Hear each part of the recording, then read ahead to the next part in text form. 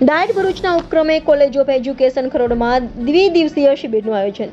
ગુજરાત શૈક્ષણિક સંશોધન અને તાલીમ પરિષદ ગાંધીનગર પ્રેરિત કોલેજ ઓફ એજ્યુકેશન ખરોડ તથા જિલ્લા શિક્ષણ અને તાલીમ ભવન ભરૂચના ઉપક્રમે તારીખ 2/8/2024 અને 3/8/2024 સંશોધન પત્ર લેખન વિષય હેઠળ દ્વિદિવસીય શિબિરનું આયોજન કરવામાં આવ્યું હતું.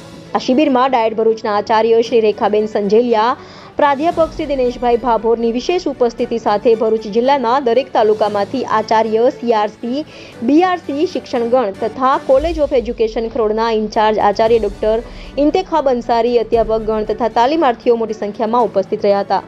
આ દ્વિદિવસીય સંશોધન પત્ર શિબિરનું સફળ આયોજન અને અમલીકરણ college of education ખરોડના in charge Acharya doctor ઇન્તેખાબ Ansari અને જિલ્લા શિક્ષણ અને તાલીમ ભવન ભરૂચના પ્રાધ્યાપક શ્રી દિનેશભાઈ ભાભોરના માર્ગદર્શન હેઠળ કરવામાં આવ્યું હતું.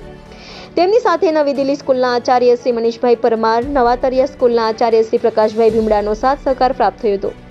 આ દ્વિદિવસીય સંશોધન પત્ર શિબિરમાં શિક્ષકોને સંશોધન પત્રના લેખન માટે સજ્જતા અંગેની તાલીમ આપવામાં આવી હતી.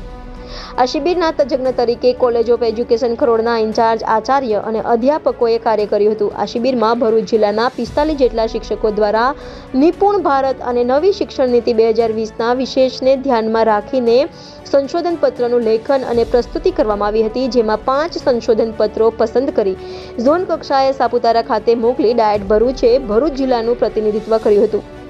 આ સાથે સંસ્થાના પ્રમુખ શ્રી આરીફભાઈ વજીબદાર અને મંત્રી શ્રી મોહમ્મદ ભૈયાતે આ કાર્યક્રમને બિરદાવ્યો હતો.